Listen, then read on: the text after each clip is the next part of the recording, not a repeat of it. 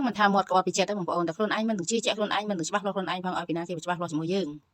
ពីព្រឹកហ្នឹងនិយាយថាអត់ធ្វើប្រហុកហូបទេចង់ហូបតែអត់ហូបទេនាំតែហូបបាយច្រើនវាអត់សូវស្រួលខ្លួនលេខកើតហ្នឹងប្រហុកអត់ដែរព្រោះសារក៏ដឹកទូឃើញតិចកូននៅក្នុងទូមួយកណាត់មានអីចាំកាលវារឹងឈ្ដឹសហើយយូរហើយក៏យកមកស្ងោរមកហើយក៏វាដំធ្វើទឹកប្រហុកហ្មងទៅហើយបន្លែប្រឡូកនឹងបេះទៅជុំវិញផ្ទះនឹងឯងបងប្អូនគ្រឿងស្រូវអីនឹងមានទាំងអស់នឹងឯងប៉ាណាស់ពេលខ្លះអាមានហើយនឹងមិន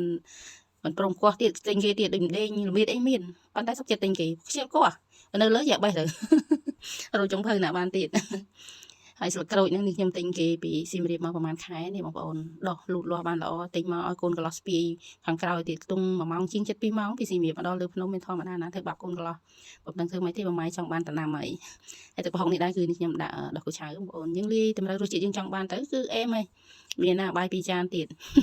បន្លែប្រឡូកក៏ដោយដែរបោចទៅជុំវិញផ្ទះហ្នឹងហើយបងប្អូនមិនខ្វះទេរឿងបន្លែហូបបើពេលខ្លះក៏ត្រូវទិញគេដែរយើងមានគ្រប់សពណាបងប្អូន